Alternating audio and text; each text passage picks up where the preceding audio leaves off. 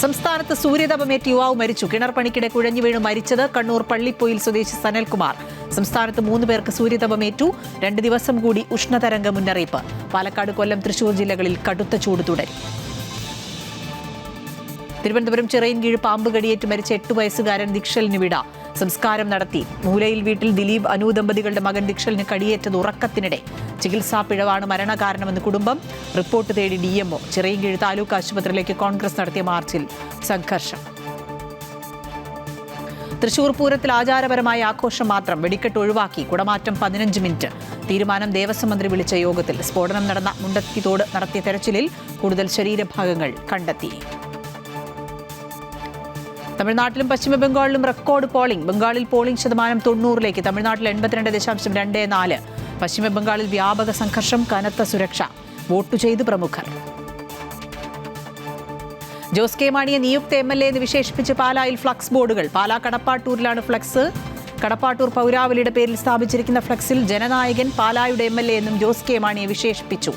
Flux ബോർഡുകൾ സ്ഥാപിച്ചതിനെക്കുറിച്ച് അറിവില്ലെന്ന് Kerala Congress M നേതൃത്വം.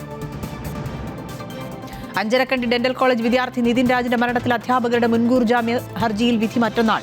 Thalassery sessions കോടതിയിൽ വാദം പൂർത്തിയായി. അധ്യാപകർക്കെതിരെ കൂടുതൽ തെളിവുകൾ ഹാജരാക്കി പബ്ലിക് പ്രോസിക്യൂട്ടർ. മരണത്തിൽ പങ്കില്ലെന്ന അധ്യാപകരുടെ അഭിഭാഷകൻ കോടതിയിൽ. കോഴിക്കോട് വൻ MDMA വേട്ട. 3 കോടി രൂപ വിലമതിക്കുന്ന ലഹരി സൂക്ഷിച്ചത് കാറിന്റെ ബോണറ്റിൽ. പിടിയിലായത് കച്ചേരിക്കൽ സ്വദേശി ഷഹീഖ്, അടിവാരം സ്വദേശി ഫാത്തിമ നസ്രീൻ എന്നിവർ. ഹോർമൂസിലൂടെ കടന്നുപോകുന്ന കപ്പലുകളിൽ നിന്ന് ചുങ്കം ലഭിച്ചതായി ഇറാൻ ഡെപ്യൂട്ടി സ്പീക്കർ. എത്ര തുക ലഭിച്ചെന്നോ ഏത് രാജ്യത്തു നിന്നുള്ള കപ്പലിൽ നിന്നാണ് തുക ഈടാക്കിയതെന്നോ ഇറാൻ വെളിപ്പെടുത്തിയില്ല. കടത്തിവിടുന്ന ഓരോ ചരക്ക് കപ്പലിൽ നിന്നും $20 ലക്ഷം പിരിക്കുമെന്നാണ് നേരത്തെ അറിയിച്ചിരുന്നത്. ഇറാന് ടോൾ നൽകുന്ന കപ്പലുകളെ US നാവിക കപ്പലുകൾ നിരീക്ഷണ വലയത്തിൽ ഉൾപ്പെടുത്തിയിട്ടുണ്ടെന്ന് ഡൊണാൾഡ് ട്രംപ്. ഇറാൻ നാവിക കേന്ദ്രങ്ങളിലൂടെയുള്ള അമേരിക്കയുടെ ഉപരോധം നീക്കാതെ ഹോർമൂസ് കടലിടുക്ക് തുറന്നുകൊടുക്കില്ലെന്ന് ഇറാൻ.